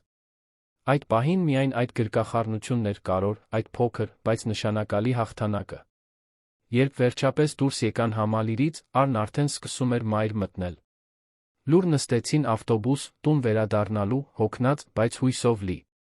Լուսինեն նայում էր պատուհանից, տեսնում անցնող քաղաքը, մտածում այն ամենի մասին, ինչ դեռ պետք է աներ այդ հաղորդումը հաղթելու համար։ Գիտեր, որ ճանապարհորդությունը նոր է սկսվում։ Որ կլինեն ավելի շատ լսումներ, ավելի շատ մարտահրավերներ, ավելի շատ ճնշման պահեր։ Բայց նա պատրաստ էր։ Պատրաստ էր պայքարել մինչ վերջ։ Հեղինեն նրա կողքին, փակում էր աչքերը, փորձում չմտածել մարմնում բաբախող ցավի մասին։ Փորձում էր չմտածել, թե որքան թույլ է, թե ինչպես ամեն անցնող օրն իրեն ավելի է մոտեցնում վերջին։ Պարզապես ուզում էր վայելել այդ պահը։ Պարզապես ուզում էր այնտեղ լինել, դստեր կողքին, ապրելովս մեկ օր։ Եվ այսպես, մայր ու դուստր վերադարձան Շենգավիթի Չարբախի իրենց սենյակը, չիմանալով, որ իրենց կյանքերը պատրաստվում են փոխվել այնպիսի ձևով, որոնք երբեք չէին կարող պատկերացնել։ Լսումներից 2 օր անց մի երեկո, երբ Հեղինեն հազիվ էր կարողանում վեր կենալ անկողնուց, ինչ-որ մեկը թակեց սենյակի դուռը։ Լուսինեն, որը նստած էր մոր կողքին, համայնքային գրադարանից վերցրած գիրք կարդալով, զգուշորեն գնաց բացելու։ Մյուս կողմում նա գտավ մոխրագույն կոստյումով, շատ լավ հագնված մի տղամարդու, որը կաշվե թղթապանակ էր բռնել։ «Բարի օր։ Տիկին Հեղինե Սանթոսն այստեղ է ապրում»։ Լուսինեն կասկածանքով նայեց անծանոթին։ «Ո՞վ եք դուք»։ «Իմ անունը բժիշկ Դավիթ Հակոբյան է։ Ես ներկայացնում եմ մի բժշկական հիմնադրամ, որն անվճար բուժում է առաջարկում խոցելի վիճակում գտնվող հիվանդներին։ Մեզ տեղեկացրել են պետական հիվանդանոցի սոցիալական ծառայությունից տիկին Հեղինեի դեպքի մասին, մենք կցանկանայինք առաջարկել մեր ծառայությունները»։ Լուսինեն կիտեց հոնքերը, լավ չհասկանալով։ «Անվճար բուժում»։ «Այո, ճիշտ այդպես։ Մեր հիմնադրամը ծածկում է բոլոր ծախսերը, հետազոտություններ, հոսպիտալացում, անհրաժեշտության դեպքում վիրահատություն, դեղամիջոցներ։ Ամեն ինչ առանց որևէ վճարի»։ Աղջիկը զգաց, որ սիրտը սկսում է արագ բաբախել։ Արդյոք դա ճիշտ էր։ Հնարավոր է, որ այդ հրաշքն իսկապես տեղի էր ունենում։ Կանչեց մորը, որը դժվարությամբ քարշ եկավ մինչ դուռը։ Հեղինեն, գունատ ու դողացող, կասկածանքով նայեց տղամարդուն։ «Սա իմաստ չունի։ Ինչու պետք է մի հիմնադրամ հենց ինձ ընտրեր»։ Դավիթն արդեն պատրաստ էր այս հարցին։ Նա բարեհամբույր ժպտաց պատասխանեց. «Մեր հիմնադրամն աշխատում է պետական հիվանդանոցների ուղեգրերով։ Մենք ընտրում ենք հրատապ դեպքեր, որտեղ կարող ենք փոփոխություն մտցնել։ Տիկնոջ դեպքը նշվել է ձեզ սպասարկած բժշկական թիմի կողմից։ Եթե ընդունեք մեր օգնությունը, կարող եմ ձեզ դեռ այսօր տանել Սուրբ Աստվածամայր բժշկական կենտրոն, որը Երանի լավագույններից է»։ Հեղինեն նայեց Լուսինեին, որի աչքերը հույսով լայն բացվել էին։ Նորից նայեց տղամարդուն։ Այդ իրավիճակում ինչ-որ բան կար, որը կարծես իմաստ չուներ, բայց նա չափազանց հուսահատ էր հարցեր տալու համար։ Եթե կար մի հնարավորություն, նույնիսկ փոքր, նա պետք է ընդուներ այն։ «Լավ։ Ես ընդունում եմ»։ Մեկ ժամից էլ քիչ անց Հեղինեին տանում էին մասնավոր շտապօգնության մեքենայով դեպի Սուրբ Աստվածամայր բժշկական կենտրոն, Երանի կենտրոնում։ Լուսինեն նրա հետ էր, ամբողջ ճանապարհին սեղմելով մոր ձեռքը։ Երբ հասան, նրանց դիմավորեց մի ամբողջ բժշկական թիմ։ Բժիշկներ, բուժքույրեր, սոցիալական աշխատողներ, բոլորը Հեղինեին վերաբերվում էին այնպիսի խնամքով ու ուշադրությամբ, որը նա երբեք չէր ստացել պետական հիվանդանոցում։ Հեղինեին անմիջապես տեղավորեցին հարմարավետ սենյակում, փափուկ մահճակալով, հեռուստացույցով, անձնական լոգարանով, նույնիսկ մի բազկաթոռով, որտեղ Լուսինեն կարող էր քնել մոր կողքին մնալու համար։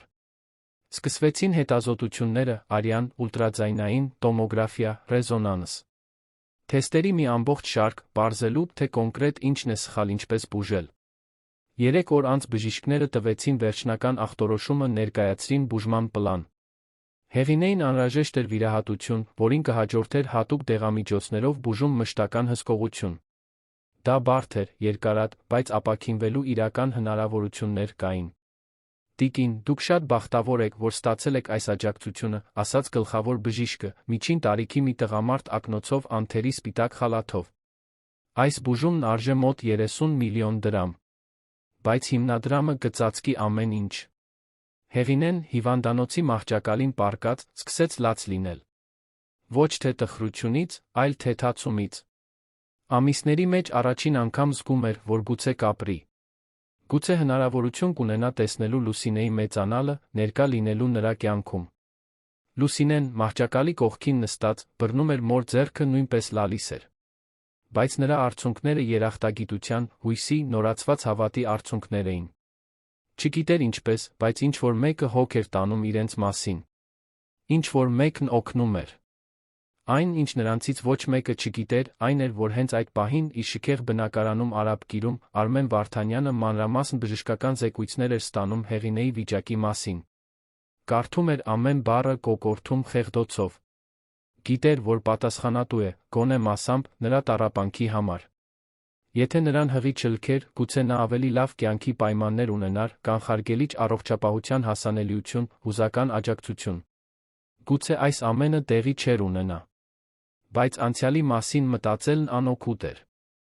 Այն, ինչ նա կարող էր անել հիմա, Հեղինեի համար լավագույն հնարավոր բուժումն ապահովելն էր։ Եվ հենց դա էլ անում էր։ Օրերն անցան։ Հեղինեն հաջողությամբ վիրահատվեց, սկսեց հետվիրահատական բուժումը։ Քիչ-քիչ գույնը վերադարձավ նրա դեմքին։ Նրա մարմինը, որը նախկինում փխրուն էր ու հյուծված, սկսեց ուժերը վերականգնել։ Նա կարողանում էր նստել մահճակալին, քայլել սենյակում, ուտել առանց սրտխառնոց զգալու։ Դա դանդաղ, բայց տեսանելի փոխակերպում էր։ Լուսինեն ամեն օր այցելում էր մորը։ Առավոտյան գնում էր դպրոց, որը գտնվում էր Չարբախի իրենց սենյակի մոտ։ Կեսօրին 2 ավտոբուս էր փոխում, մինչ հիվանդանոց մնում այնտեղ մինչ երեկո։ Տանում էր իր նկարած նկարները, գրած պատմությունները, թաղամասի նորությունները։ Եվ, իհարկե, տանում էր կիթառը երգում մոր համար։ Միշտ նույն երգը։ Միշտ «Դու իմ առն ես»։ Մի նույն ժամանակ տաղանդների շոուն առաջ էր գնում։ Լուսինեն անցել էր հաջորդ փուլ, որը պետք է տեղի ունենար 3 շաբաթից։ Նա պետք է նոր երգ ընտրեր երգելու, պարապեր, պատրաստվեր։ Բայց ինչպես դա անել, երբ իր ժամանակը բաժանում էր դպրոցի, հիվանդանոցի այն սենյակի միջ, որտեղ դեռ ապրում էր։ Հենց Հեղինեն էր նրան քաջալերում։ Դու պետք է նվիրվես հաղորդմանը, Լուսինե։ Ես արդեն լավ խնամքի տակ եմ այստեղ։ Դու պետք չէ անընդհատ ինձ համար անհանգստանաս։ Կենտրոնացիր քո երազանքի վրա։ Կենտրոնացիր հաղթելու վրա։ Բայց Լուսինեն չէր կարողանում։ Չէր կարողանում մտածել հաղորդման մասին, քանի դեռ մայրը դեռ հիվանդ էր։ Այնպես որ որոշեց, որ նույնիսկ հաջորդ փուլում կերքի նույն երգը։ Դա միակն էր, որը նա լավ գիտեր նվագել, միակը, որը գալիս էր սրտից։ Եվ եթե ժյուրիին դուր չգար, ոչինչ։ Գոնե ինքն իրեն հավատարիմ կլիներ։ Հաղորդման երկրորդ փուլը տեղի ունեցավ ավելի փոքր, ավելի մտերմիկ ստուդիայում։ Նախորդ փուլից ընտրված ընդամենը 10 մասնակից կար։ Յուրաքանչյուրը պետք է նորից ելույթ ունենար, միայն 5-ը կընտրվեին կիսաեզրափակչի համար։ Ճնշումը հսկայական էր։ Լուսինեն ստուդիա հասավ հիվանդանոցի սոցիալական աշխատողներից մեկի ուղեկցությամբ, որն առաջարկել էր նրան տանել, քանի որ Հեղինեն դեռ հիվանդանոցում էր։ Աղջիկը հագել էր նույն հագուստը, ինչ միշտ, սպիտակ վերնաշապիկը կարկատած ջինսե տաբատը։ Իր մաշված կիթառը գրում էր, կարծես Վահան լիներ։ Երբ նրան բեմ կանչեցին, 3 ժյուրիի անդամները նորից այնտեղ էին։ Նարինեն ժպտաց նրան տեսնելով։ Տիգրանը հարգանքով գլխով արեց։ Իսկ Արմենը։ Արմենն արագ կողք նայեց, կարծես չէր կարողանում ուղիղ նրա դեմքին նայել։ Լսումներից ի վեր Արմենը չէր կարողանում դադարել մտածել Լուսինեի մասին։ Տեսնում էր նրա դեմքն աշխատավայրի միջանցքներում, լսում նրա ձայնն իր երազներում, զգում էր ճնշող մեղքի զգացում, երբ հիշում էր, որ այդ աղջիկն իր դուստրն է, նա անգամ գաղափար չունի։ Նա հեռվից հետում էր Հեղինեի բուժմանը, ամենօրյա թարմացումներ ստանում, գիտեր, որ նա լավանում է։ Բայց չէր համարձակվում հայտնվել։ Դեռ ոչ։ Չգիտեր ինչ ասել, ինչպես ներկայանալ, ինչպես ներողություն խնդրել 7 տարվա բացակայության համար։ Լուսինե, ուրախ եմ քեզ նորից տեսնել, ասաց Նարինեն ջերմորեն։ Այսօր ինչ ես երգելու մեզ համար։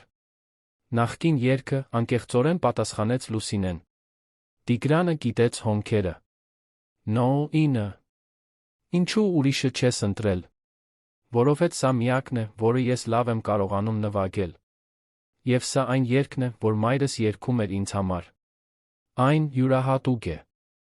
Լռություն տիրեց։ Նարինեն Տիգրանը հայացքներ փոխանակեցին։ Տեխնիկապես, մասնակիցները պետք է փոխեին իրենց երգացանկը, ցուցադրեին բազմակողմանիություն։ Բայց Լուսինեի ազնվության մեջ մի բան կար, որը նրանց զինաթափում էր։ Լավ, ասաց Նարինեն։ Այդ դեպքում եկեք լսենք այս երգս մեկ անգամ։ Լուսինեն սկսեց նվագել։ Եվ այս անգամ այլ կերպ էր։ Այս անգամ նրա ձայնն ավելի ամուր էր, ավելի վստահ։ Շաբաթների պարապմունքները, նույնիսկ ողջ խառնաշփոթի հետ մեկտեղ, իրենց պտուղներն էին տվել։ Նա ոչ մի նոտա չսխալվեց։ Տեմպը չկորցրեց։ Նրա ձայնը, թե դեռ բարձր ու մանկական, կրում էր մի հուզական հասունություն, որը տպավորում էր։ Երգելիս Լուսինեն մտածում էր մոր մասին, որը պառկած էր հիվանդանոցի մահճակալին, քիչ-քիչ ապաքինվելով։ Մտածում էր, թե ինչպես էր Հեղինեն ժպտում, երբ նա գալիս էր այցելության։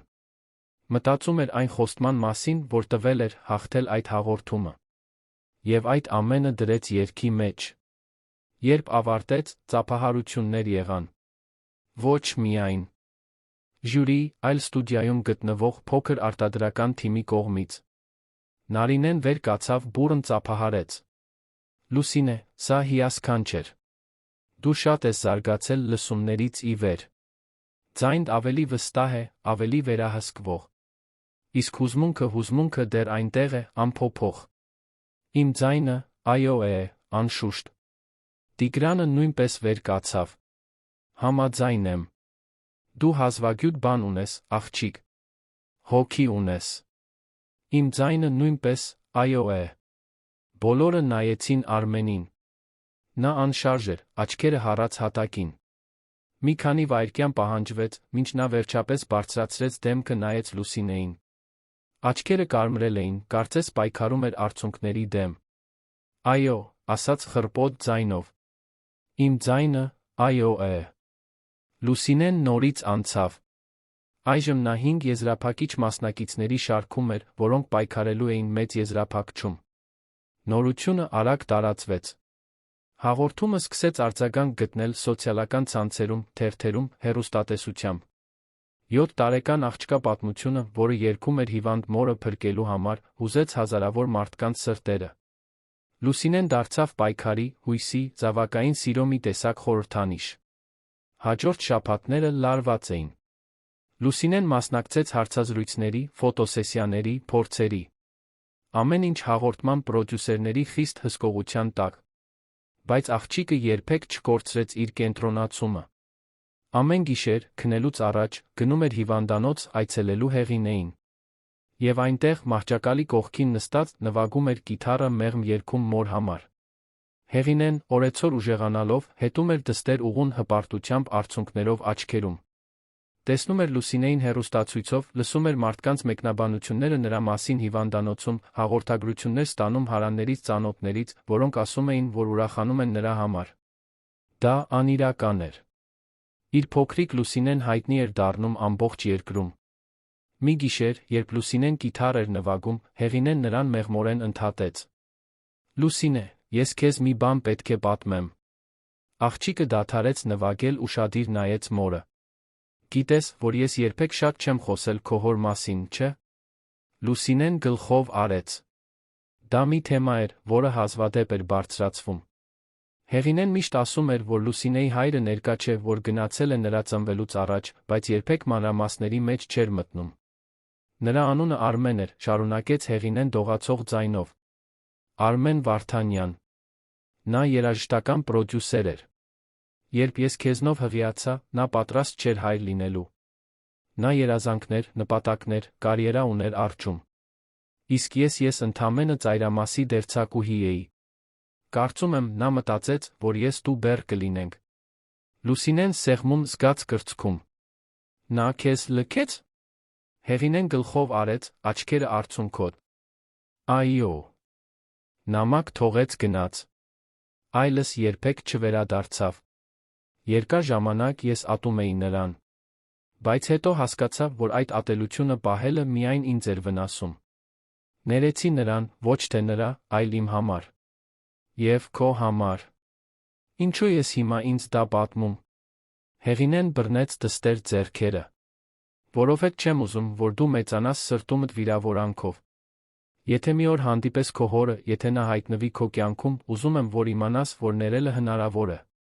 Դա չի նշանակում մոռանալ, բայց նշանակում է ազատվել բեռից։ Լուսինեն ամուր գրկեց մորը։ Ինձ հայր պետք չէ։ Ինձ միայն դու ես պետք։ Բայց Հեղինեն գիտեր, որ այդքան էլ այդպես չէ։ Գիտեր, որ խորքում Լուսինեն միշտ զգացել է հոր պակասը։ Միշտ մտածել էր, թե ինչպիսին կլիներ նա, ինչու է իրեն լքել, արդյոք մի օր կվերադառնա։ Դա մի դատարկություն էր, որը Հեղինեն, որքան էլ սիրեր դստերը, չէր կարողանում միայնակ լրացնել։ Օրերն անցնում էին։ Հեղինեն դուրս գրվեց հիվանդանոցից, վերադարձավ Չարբախի սենյակը։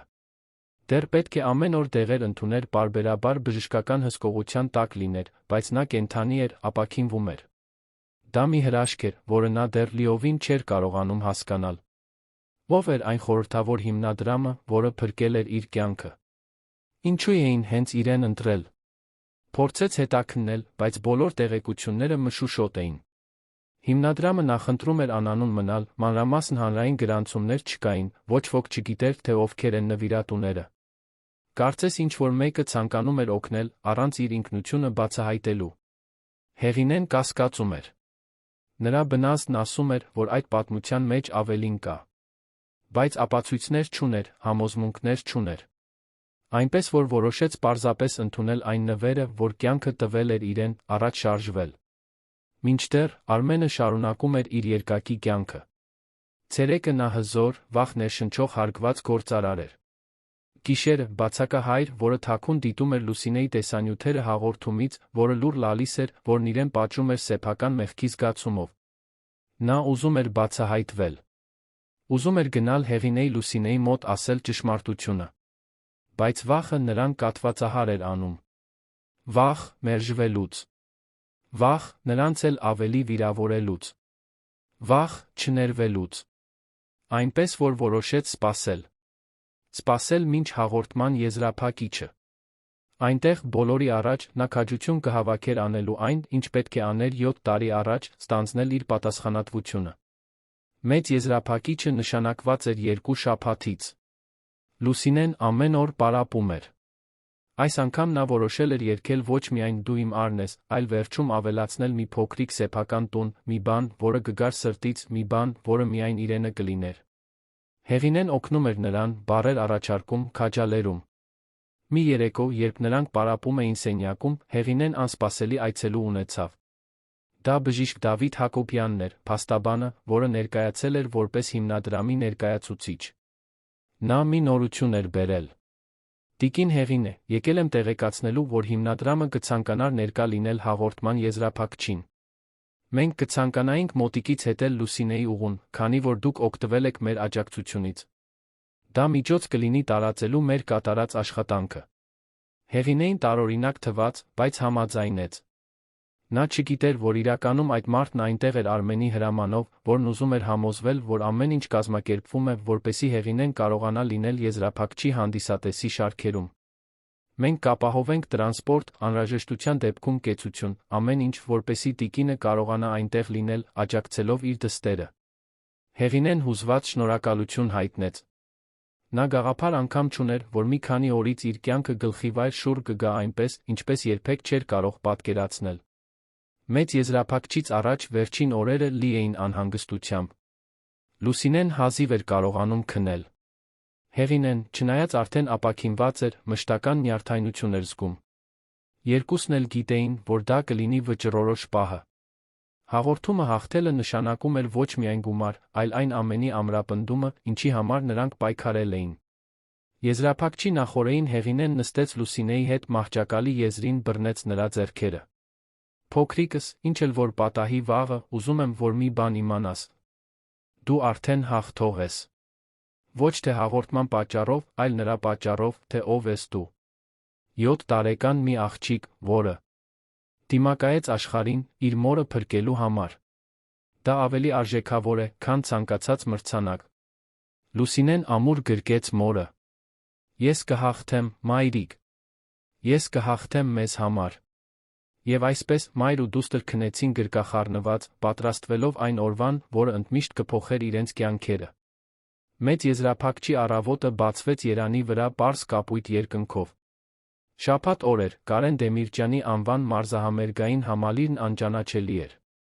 Հազարավոր մարդիկ խմբվել էին մուտքի մոտ, ձեռքներին պահելով իրենց սիրելի մասնակիցների անուններով պաստառներ։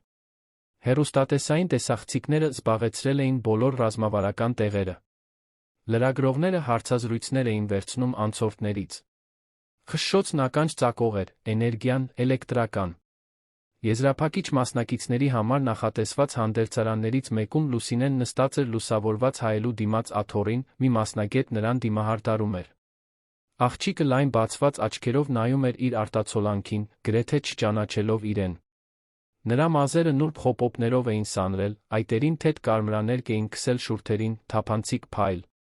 Նա հագել էր պարզ, բայց գեղեցիկ սպիտակ զգեստ, որը հաղորդման պրոդյուսերներն էին տրամադրել։ Ոտքերին նոր սպիտակ կոշիկներ էին, որոնք դեռ մի փոքր սեղմում էին։ Նրա կողքին Հեղինեն ամեն ինչ դիտում էր արցունքոտ աչքերով։ Իր դուստրը, իր փոքրիկ Լուսինեն, այնտեղ էր, պատրաստվելով ելույթ ունենալ միլիոնավոր մարդկանց առաջ։ Դա անիրական էր։ Կարծես մի երազ լիներ, որից նա վախենում էր արթնանալ։ Ինչպե՞ս ես քեզ զգում, փոքրիկս, հարցրեց Հեղինեն, շոյելով դստեր մազերը։ Վախենում եմ, խոստովանեց Լուսինեն։ Իսկ եթե բառերը մոռանամ։ Իսկ եթե ձայնս կտրվի։ Իսկ եթե բոլորին հիասթափեցնեմ։ Հեղինեն ծնկի իջավ աթոռի կողքին, դստեր դեմքը բռնեց ձեռքերի մեջ։ Նայիր ինձ, Լուսինե։ Լավ նայիր ինձ։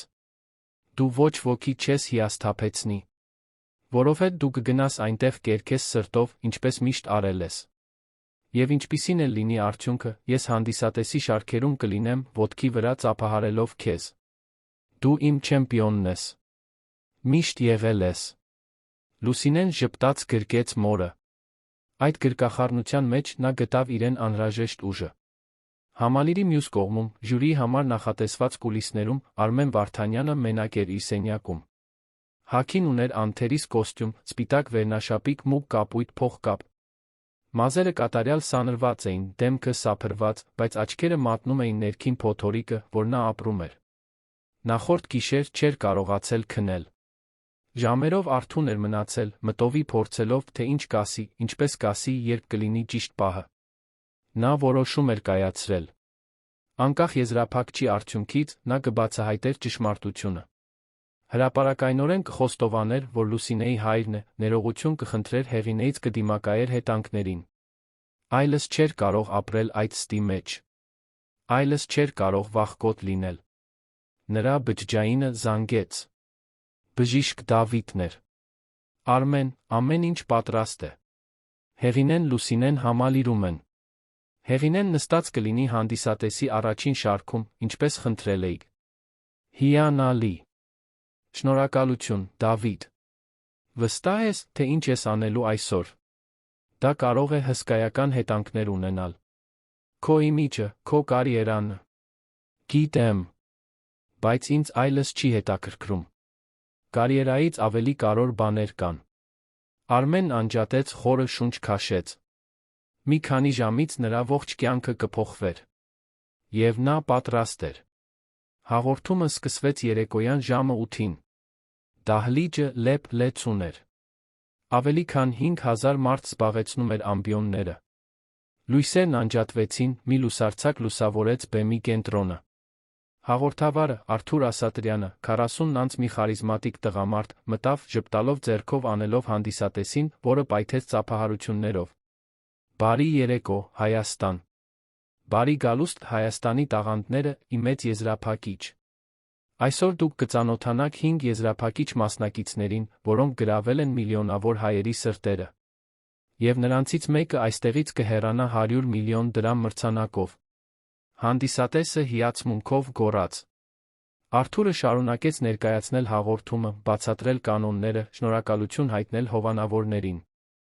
Եվ հետո եկավ ժյուրիի անդամներին ներկայացնելու ժամանակը։ Եվ հիմա, եկեք դիմավորենք մեր սիրելի ժյուրիին։ Նարինե Մանուկյան, ձայն, որը դարձավ մի սերնդի խորհրդանիշ։ Նարինեն բեմ բարձրացավ ջերմ ծափահարությունների ներքո, ձեռքով արեց բոլորին, նստեց իր աթոռին։ Տիգրան Պետրոսյան, դիրիժոր, որը չի ներում։ Տիգրանը մտավ իր լուրջ կեցվածքով տեղավորվեց Նարինեի կողքին։ Եվ վերջապես, մարդը հայկական երաժշտության ամենամեծ հաջողությունների հետում, Արմեն Վարդանյան։ Արմենը բեմ բարձրացավ ամուր քայլերով, բայց սիրտը սկսել էր արագ բաբախել։ Կարճ ձեռքով արեց հանդիսատեսին, նստեց աթոռին։ Աչքերով անցավ հանդիսատեսի վրայով, մինչ գտավ Հեղինեին առաջին շարքում։ Նա այնտեղ էր, ավելի նիհար, քան նա հիշում էր, հոգնած դեմքով, բայց հուզմունքից փայլող աչքերով։ Ճանաչելով նրան, Հեղինեն թեթակի կիտեց հոնքերը, կարծես ինչ-որ բան իր ներսում կտտած։ Բայց նա ոչինչ չասաց։ Պարզապես շարունակեց նայել։ Արմենն արագ կողք նայեց։ Դեռ ժամանակը չէր։ 5 եզրափակիչ մասնակիցներին մեկ առ մեկ բեմ կանչեցին։ Յուրաքանչյուրը պետք է ելույթ ունենար նոր երգով կամ հատուկ մշակմամբ։ Լուսինեն պետք է վերջինը ելույթ ունենար։ Առաջին մասնակիցը Հովհաննեսն էր, 16 տարեկան մի տղա, հզոր ու խորը ձայնով։ Երգեց հեղինակային մի երգ հաղթահարման մասին, արժանացավ բուռն ծափահարությունների։ Երկրորդը Ամանդան էր, 12 տարեկան մի աղջիկ, բարի երգի տաղանդով։ Ներկայացրեց մի էներգետիկ ելույթ, որը աշխուժացրեց հանդիսատեսին։ Երրորդը Կարլոսն էր, 15 տարեկան մի երիտասարդ, որը թմբուկ էր նվագում ռեփ երգում։ Բերեց մի ուժեղ սոցիալական ուղերձ, որը հուզեց բոլորին։ Չորրորդը Բեատրիսն էր, 9 տարեկան, որը երգեց մի դասական երգ բյուրեղյա տպավորիչ ձայնով։ Եվ հետո եկավ Լուսինեի հերթը։ Արթուր Ասատրյանը կանչեց նրա անունը, աղջիկը բեմ բարձրացավ ծափահարությունների ներքո, որոնք կարծես չէին դադարում։ Հանդիսատեսն արդեն գիտեր նրա պատմությունը։ Բոլորը գիտեին հիվանդ մոր, փողոցներում պայքարի, 7 տարեկան երեխայի քաջության մասին։ Շատերն այնտեղ էին հենց նրա համար։ Լուսինեն քայլեց մինչ բեմի կենտրոն, տանելով մաշված կիթառը, որը հրաժարվել էր փոխարինել պրոդյուսերների առաջարկած նորով։ Այդ կիթառը նրա պատմության մի մասն էր, այն գործիքն էր, որը նվագել էր մայրը, որը նա ինքնուրույն սովորել էր նվագել։ Չէր կարող հիմա լքել այն։ Հանդիսատեսի աղմուկը մարեց, մինչ լիակատար լռություն տիրեց։ Լուսինեն կիթառը հարմարեցրեց գրկում, նայեց առաջին շարքին, որտեղ նստած էր մայրը, ժպտաց։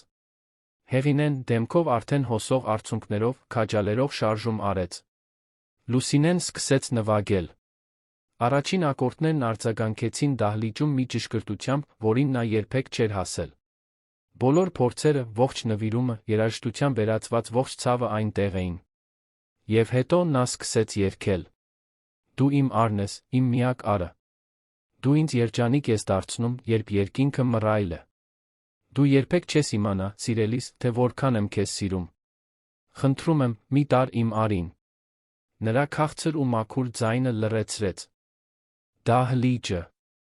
Այլս ոչինչ չկար, բացի այդ աղջկանից, նրա երաժշտությունից։ Հուզմունքը շոշափելի էր։ Հանդիսատեսի շարքերում մարդիկ սկսեցին լաց լինել։ Տեսախցիկները ֆիքսում էին ամեն մանրուք, ամեն արտահայտություն, ամեն արցունք։ Արմենը, ժյուրիի սեղանին նստած, զգում էր, կարծես իրեն դանակահարում են կրծքից։ Այդ երգի ամեն բառը մի հիշողություն էր, մի մեղադրանք, ներողության մի խնդրանք, որին նա արժանի չէր։ Ձեռքերը դողում էին։ Աչքերը այրվում էին։ Նա չէր կարողանում աչքերը կտրել Լուսինեից։ Դա իր դուստրն էր։ Դա այն երեխան էր, որին նա լքել էր։ Դա այն կյանքն էր, որը նա ոչնչացրել էր վախկոտության պատճառով։ Լուսինեն շարունակեց երգել, հետո ինչպես խոստացել էր ինքն իրեն, ավելացրեց մի սեփական տուն, մի բան, որը գալիս էր ուղիղ իր սրտից։ Եվ նույնիսկ եթե ողջ աշխարհն ինձ մոռանա, նույնիսկ եթե լույսերն անջատվեն, ես կերգեմ այս երգը քեզ համար։ Որովհետև դու իմ լույսն ես, իմ աստղը, իմ ամեն ինչը։ Եվ ես երբեք չեմ հանձնվի քեզ համար։ Երբ նա ավարտեց, մի քանի վայրկյան տող լռություն եղավ, որը կարծես հավերժություն լիներ։ Եվ հետո դահլիճը պայթեց։ Մարդիկ ոտքի կանգնեցին, ծափահարեցին, գոռացին, լաց եղան։ Դա մի օվացիա էր, որը չէր դադարում։ Նույնիսկ մյուս մասնակիցները կուլիսներում հուզված ծափահարում էին։ Լուսինեն դեռ բեմի կենտրոնում նայում էր այդ ամենին, չկարողանալով հավատալ։ Կարողացել էր։ Իրենից կախված ամեն ինչ արել էր։ Արթուր Ասատրյանը բեմ բարձրացավ կարմրած աչքերով։ Լուսինե, Լուսինե, Լուսինե։ Այն, ինչ դու հենց նոր արեցիր այստեղ, մի բան էր, որը ոչ ոք շուտով չի մոռանա։ Եկեք լսենք, թե ինչ ունեն ասելու մեր ժյուրիի անդամները։ Նարինեն առաջինն էր։ Արցունքները սրբեց թաշկինակով խեղդված ձայնով ասաց. Լուսինե, սիրելիս, ես բառեր չունեմ։ Դու 7 տարեկան ես, բայց երգում ես այնպես, կարծես 1000 կյանք ես ապրել։ Քո ձայնը մի ճշմարտություն է կրում, որը չի սովորեցվում, որը չի դասավանդվում։ Այն ծնվում է մարդու ներսում։ Եվ դու դա ունես։ Իմ ձայնը, այո է, աշխարհի բոլոր համոզմունքներով։ Տիգրանը ուղեց ակնոցը, մաքրեց կոկորդը ասաց. Ես հայտնի եմ խիստ, պահանջկոտ լինելով։ Բայց այսօր ես պետք է բացառություն անեմ։ Որովհետև այն, ինչ ես տեսա այստեղ, ոչ միայն տաղանդ էր։ Այն հոգի էր։ Մաքրություն էր։ Սեր էր, երաժշտության տեսքով։ Դու ինձ հուզեցիր, աղջիկ։ Եվ դա շատ հազվադեպ է։ Իմ ձայնը նույնպես այո է։ Բոլորը նայեցին Արմենին։ Նա անշարժ էր, դեմքը գունատ, աչքերը հառած Լուսինեին։ Այնքան երկար տեց, մինչ նա խոսեց, որ Արթուրը ստիպված եղավ կանչել նրան։ Արմեն, ո՞րն է քո ձայնը։ Արմենը խորը շունչ քաշեց։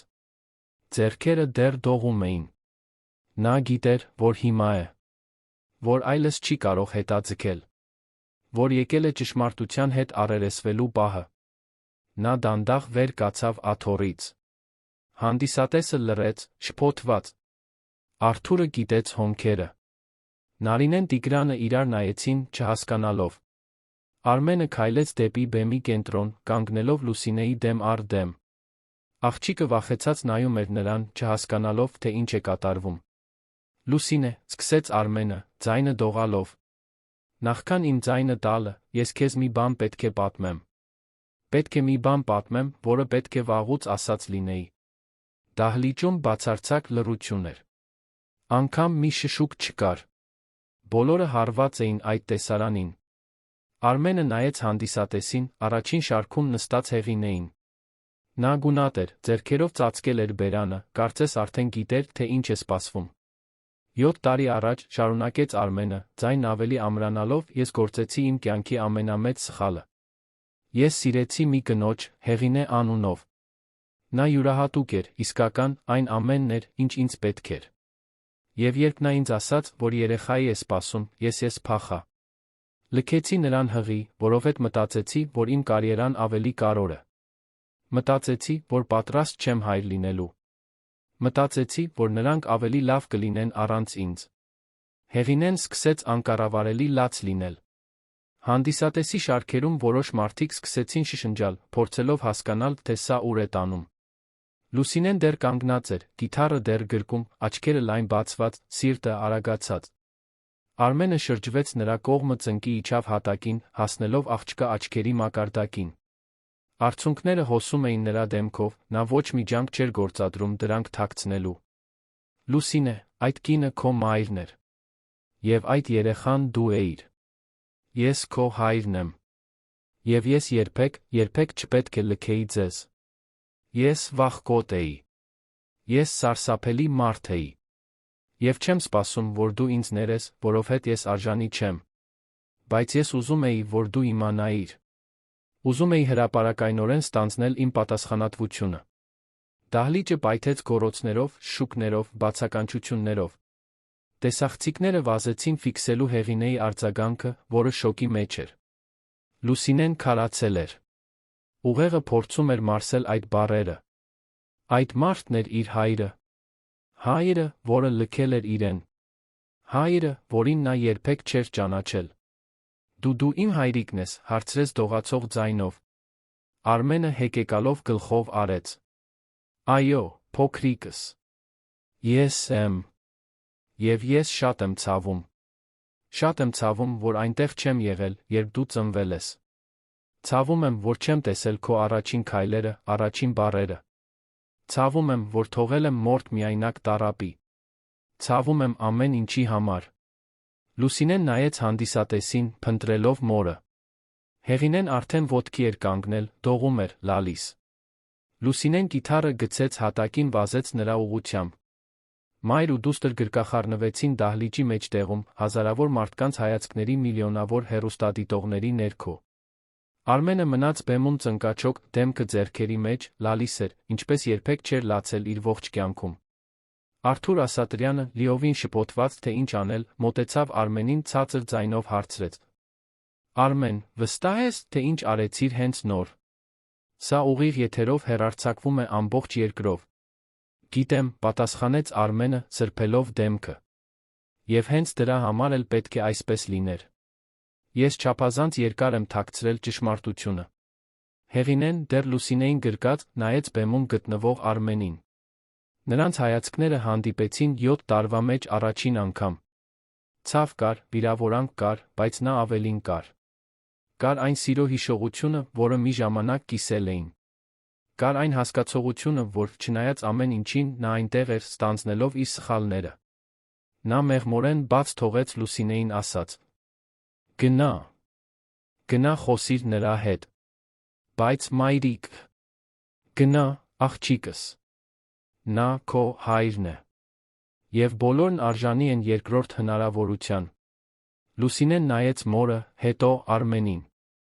Զգացմունքները խառն էին, հակասական։ Զայրույթ, հետաքրքրասիրություն, վախ, հույս։ Ամեն ինչ միաժամանակ։ Բայց նա մի քայլ առաջ արեց։ Հետո մեկ ուրիշը։ Եվս մեկը։ Դանդաղ քայլեց դեպի բեմ։ Արմենը տեսավ նրա մոտենալը, զգաց, որ սիրտը գրեթե կանգ է առնում։ Նրան կմերժեին, կատեին։ Նա արժանի էր դրան։ Լուսինեն կանգնեց նրա դիմաց։ Արմենը դեռ ծնկաչոք էր, այնպես որ երկուսն էլ դեմ առ դեմ էին։ Աղջիկն ուշադիր ուսումնասիրեց նրան, դիտելով նրա դեմքի ամեն մանրուք։ Փորձում էր իրենից ինչ-որ բան գտնել այդ տղամարդու մեջ։ Դու գնացիր, որովհետև ինձ չէիր ուզում, հարցրեց փոքրիկ ձայնով։ Արմենը եռանդուն կերպով գլուխը թափահարեց։ Ոչ։ Երբեք դա չի եղել, Լուսինե։ Երբեք։ Ես գնացի, որովհետև թույլ էի, որովհետև վախենում էի, որովհետև կորած էի։ Բայց երբեք այն պատճառով չի եղել, որ ես քեզ չէի ուզում։ Եթե կարողանայի ժամանակը հետ տալ, ամեն ինչ այլ կերպ կանեի։ Ես կմնայի։ Ես կլինեի այն հայրը, որին դու արժանի էիր։ Իսկ հիմա։ Հիմա ուզում ես իմ հայրը լինել։ Արմենը դժվարությամբ կուլ տվեց։ Աշխարհում ամեն ինչից շատ։ Բայց միայն եթե դու ուզենաս։ Միայն եթե դու ինձ այդ հնարավորությունը տաս։ Եվ ես կհասկանամ, եթե դու չուզենաս։ Կհասկանամ, եթե դու ինձ ատես։ Լուսինեն երկար վայրկյաններ լուռ մնաց։ Ամբողջ դահլիճը շունչը պահեց։ Եվ հետո զարմացնելով բոլորին, այդ թվում ինքն իրեն, Լուսինեն մի քայլ առաջ արեց, գրկեց Արմենին։ Դա տատանվող, անվստահ գրկախառնություն էր, բայց գրկախառնություն էր։ Արմենը նրան փաթաթեց իր ձեռքերով, դողալով, լալիս, իր դստերը առաջին անգամ 7 տարվա մեջ բռնելով։ Չգիտեմ, թե կարող եմ հիմա քեզ ներել, շշնջաց Լուսինեն։ Բայց ուզում եմ փորձել։ Ուզում եմ ճանաչել քեզ։ Ուզում եմ հայր ունենալ։ Արմենն ամրացրեց գրկախառնությունը։ Շնորհակալ եմ։ Շնորհակալ եմ, փոքրիկս։ Խոստանում եմ, որ կյանքիս մնացած մասը կանցկացնեմ, փորձելով արժանի լինել քեզ։